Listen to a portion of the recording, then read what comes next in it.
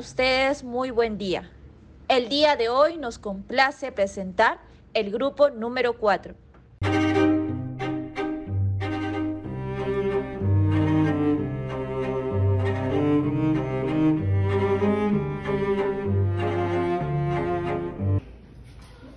Capítulo 1. Los sistemas jurídicos y la filosofía del derecho. Vamos a empezar hablando acerca del modelo románico, en el cual veremos la distinción del modelo de la teoría a la par con el derecho romano, que este sería objetivo. Veremos que generalmente es codificado entonces en un sistema a través de jurisprudencia, para usarla como una fuente de derecho. El modelo romántico se dio bajo juristas que daban solución a los problemas que las personas tenían, y ellos buscaban la respuesta a eso. ¿Mediante qué? Bajo soluciones de que ellos tenían criterios y a la vez tenían una sustentación legal. Entonces, ellos podían emitir a través de una resolución, otra vez una solución frente a un conflicto. Ellos también usaban mucho el tema de jurisprudencia, ya que ellos lo realizaban en eso entonces y adaptaban cada vez las situaciones mediante ellos, cómo lo creaban y lo sustentaban para poder hablar acerca del modelo romántico. Pero luego también vamos a encontrar que va a haber diferentes modelos, como vendría a ser el modelo napoleónico, donde vamos a encontrar que el modelo napoleónico se dio bajo las circunstancias en que habían personas que conformaban grupos de grandes pensadores intelectuales, que tenían en la luminaria de saber el tema del sistema jurídico y cómo se iba a dar de forma más clara para que puedan también resolver los problemas presentados en ese tiempo acerca del modelo napoleónico, claro está. Vemos también que tenían como asuntos de interés de investigación científica, y también los políticos fueron dando más avances acerca del tema de la jurisprudencia de aquellos tiempos. Encontraremos también de que, como aquellos tiempos, habían formas de pensar, pero la intelectualidad fue primera debido a la forma de cómo encontrar las ideas y conjugarlas y hacer que eso tenga un propósito bueno para una solución frente a un conflicto, ¿no?, de aquellos tiempos. Luego de eso vamos a encontrar también que se han dado diferentes modelos, en el cual también hablaremos acerca del modelo normativo, que va a ser la referencia a las palabras de la ley a comienzos del siglo XX, y también donde nos encontramos acerca del propio racionalismo iluminista, que tenía que defenderse reiteradas veces frente a nuevos auges renovadores de conocimientos, de personas que también hablaban acerca del tema del derecho de aquellos tiempos. Pero esto del modelo normativo pudo subsistir hasta la actualidad, debido a que ya tenía una codificación y estaba regulado en aquellos tiempos.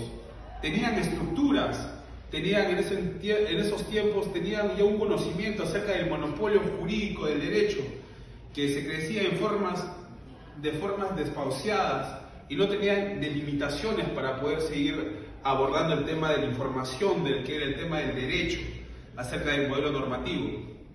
Entonces, vamos a explicar que cómo se fue la declividad del modelo napoleónico. Pues esto se da porque había ya un carácter de tema codificado en el modelo normativo. Gracias. Bueno, vamos a seguir con lo que denominamos ahora el gran modelo anglosajón. Pues este gran modelo de common law, en el cual prima de manera jurisprudencial, ya que el common law tiene dos tendencias generales diferentes, como lo demuestra el hecho de que hay corrientes antifidedignas en su juicio jurídico. Como estas pueden ser el realismo jurídico norteamericano, como la progresividad antirracionalista en un marco del sistema continental. Pues ahora bien, ¿qué contiene el common law y cuáles son sus grandes significados? Pues es simple, tenemos tanto un significado amplio, pero también tenemos los denominados restringidos y de sentido originario. Es por ello que el colosal common law es una locución y fabulación inglesa que simboliza lo que hoy se denomina el derecho común, que es conveniente amonestar que no es el derecho anglo-estadounidense, que es una designación que se adapta y que hoy lo conocemos como el derecho civil. A su vez, es importante mencionar cuál es la diferencia entre el common law versus el modelo romano, pues aquí se puede discernir tres periodos importantes. Que el primero se dilata hasta el siglo X, en donde antiguamente la justicia lo implantaba a cargo de la jurisdicción que implantaba, en este caso, cada señor feudal. Asimismo, como siguiente periodo es cuando arriba y llega hasta el siglo XIX, por donde en el cual se configura el gran denominado common law, o también, mejor dicho, derecho común, que en este caso era para todo un estado-nación. Y por último, como un tercer periodo, va a comprender tanto los siglos XIX y XX como una gran influencia al realismo norteamericano y de la Corte Suprema de cada país. Bueno, es importante detallar estos sistemas con un predominio jurisprudencial. Aquí vamos a encontrar tanto lo que es el derecho anglo-estadounidense, el derecho angloamericano, el derecho anglo-norteamericano y el derecho anglosajón. A su vez, también es importante resaltar que las fuentes de common law son importantes para poder abordar con este tema. Primero tenemos la jurisprudencia, en el cual la jurisprudencia resulta ser la más vital en un sistema jurídico, en el cual constituye lo que refiere a lo anglo-estadounidense y a lo que se denomina como precedentes judiciales, lo que así va a constituir las fuentes más vitales del derecho en los puntos jurídicos legislados. También tenemos como siguiente fuente lo que es la legislación, también denominada o caracterizada como un derecho legislado especialmente al conjunto de las leyes derivadas de aquel entonces, que era también, mejor dicho, Parlamento inglés, tanto como lo que es el Congreso y sus legislaturas estatales en ese entonces en Estados Unidos.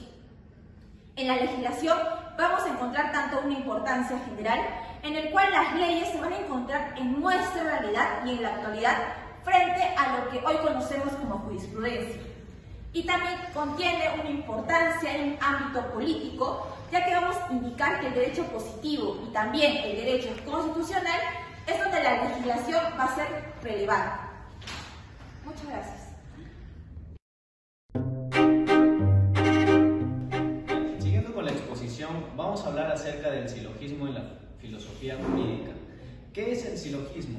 Como un concepto de introducción a este tema, podemos decir que es una herramienta fundamental para los usuarios del derecho.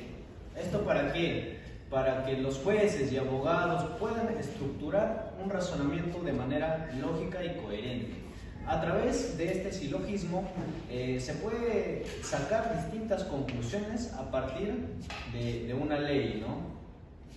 Ahora, para estructurar de una manera más ordenada este concepto, podemos decir entonces que el silogismo jurídico es una herramienta que permite a nosotros, los abogados, formular argumentos de manera lógica y coherente a través de la ciencia del derecho. El silogismo está conformado por tres partes. La primera parte sería lo que es la premisa mayor. La premisa mayor es una norma jurídica general, lo cual puede ser el artículo de una ley, un código, un principio constitucional o cualquier tipo de disposición normativa que sea aplicable y válida. La premisa menor, también llamada premisa fáctica. Esta premisa es un hecho específico que se ajusta a la norma general establecida en la premisa mayor. O sea, guardan relación entre las dos. Y por último, tenemos lo que es la premisa de conclusión o premisa jurídica. ¿Qué es esto? La conclusión es una aplicación de la norma general al caso en concreto, que está derivada lógicamente de las dos premisas anteriores. La aplicación del silogismo en la filosofía jurídica se utiliza para analizar distintos argumentos jurídicos, los cuales se utiliza dentro del campo del derecho, lo cual ayuda a interpretar y aplicar leyes en distintos casos. Continuando con la exposición, vamos a hablar cómo está compuesto el silogismo jurídico. Ya. Como se mencionó anteriormente, se compone por tres partes. Primero está la premisa mayor, luego la premisa menor y en base a estas dos se realiza la conclusión. Ahora, esta debe ser de manera formal, ya que de aquí sale un razonamiento lógico, ya sea del juez o del abogado. ¿Por qué? Porque de la premisa mayor sale la norma legal. Si hablamos de caso penal, podríamos decir que es un robo de un auto. Si hablamos de la premisa menor, ese hecho tiene que adecuarse a esa norma legal. Por ejemplo, Judas robó el auto. Y la conclusión entre este pequeño ejemplo es que Judas cometió el delito de robo de autopartes o de auto. ¿Ya? Ahora, lo importante de cómo es válida una conclusión radica en que no debe ser verdadero, sino que radica en que debe ser lógico. Si no resulta lógico la conclusión, no podríamos considerar que esa conclusión fue válida. Ahora, hablando de las premisas mayores, estas tienen de carácter normativo legal, ya puede ser proveniente de un código penal civil, de código tributario, etc. Pero tienen un carácter formal que se tiene que ajustar al supuesto y a la consecuencia. Luego tenemos a las premisas menores, que son el hecho que se ajustan a la norma legal. Este hecho debe ser lógico. Caso que no lo sea, invalidaríamos intencionalmente la conclusión.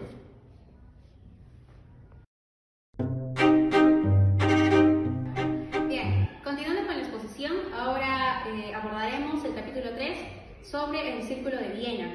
Este fue un movimiento científico-filosófico fundado en 1921 por el filósofo austriaco Moritz en Viena, esto que en Austria.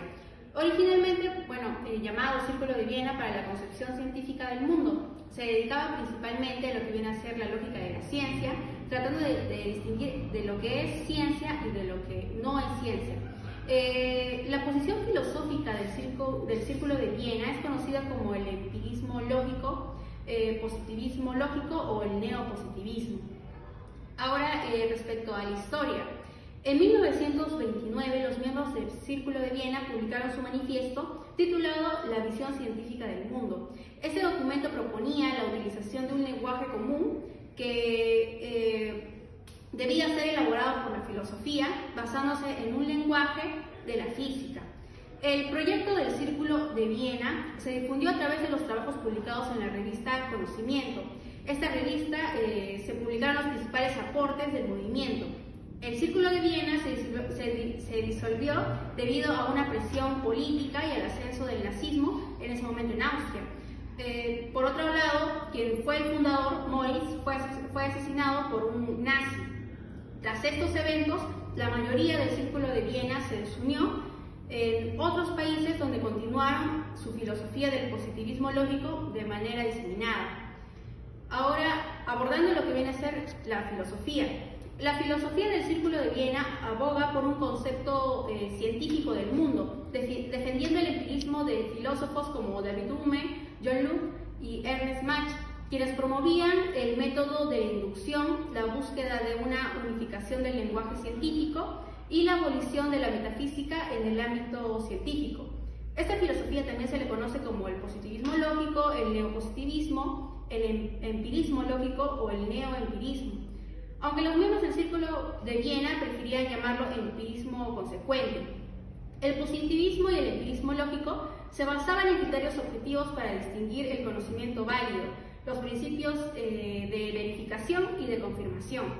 En resumen, el Círculo de Viena intentó establecer una filosofía rigurosamente científica, basada en el empirismo y la lógica, enfrentando desafíos filosóficos como lo justifica el inductivismo y adoptando enfoques como el instrumentalismo para manejar estos problemas.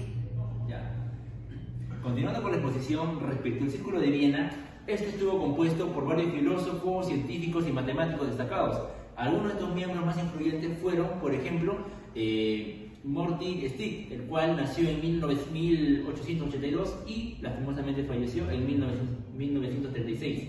Este fue un filósofo alemán, fundador del Círculo de Viena, y promovió la idea de una filosofía científica basada en la lógica y el empirismo. Asimismo, tenemos a Rudolf Carnap. Este es un científico alemán, uno de los miembros más prominentes. Su trabajo se centró en la lógica, la filosofía del lenguaje y la teoría de la confirmación. También tenemos a Otto Nebrano, el cual es un filósofo y sociólogo austríaco, el cual trabajó en la unificación de las ciencias y en la creación de un lenguaje universal conocido como isotipe. Por otro lado, también tenemos a Kurt Gödel, el cual es un lógico matemático austríaco. Aunque no fue un miembro central del círculo, su trabajo en lógica y los teoremas de incompletud tuvieron una gran influencia en el pensamiento del grupo. Y por último tenemos al filósofo austríaco Edgar Cicely, conocido por su trabajo en la historia de la ciencia y la sociología del conocimiento. Como lo he visitado, estos miembros colaboraron en el desarrollo del positivismo lógico, promoviendo la idea de una ciencia unificada basada en principios lógicos y empíricos, luchando contra la metafísica en el ámbito científico, y su legado ha tenido un impacto duradero en la filosofía, la ciencia y la filosofía analítica.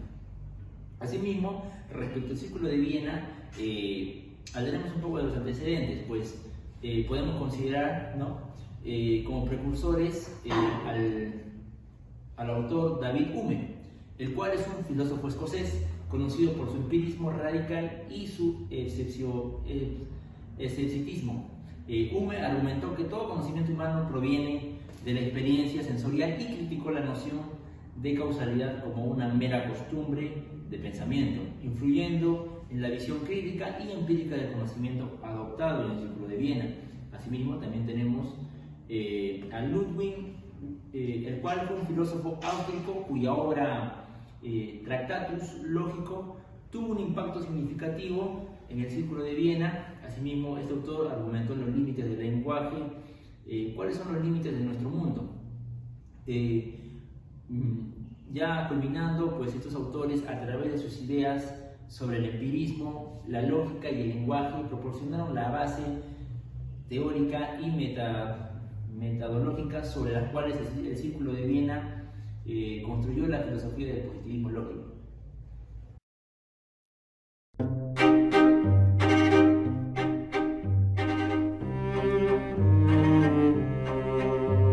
Hablaremos sobre la tridimensionalidad de la filosofía del derecho. Para comprender el fenómeno jurídico del derecho, debemos entenderlo esto que se va a desarrollar mediante diferentes dimensiones. Y que esto, al ser diferentes, no significa que van a estar separadas, sino que estas van a estar interconectadas. Tenemos la dimensión normativa, la dimensión fáctica y la dimensión axiológica.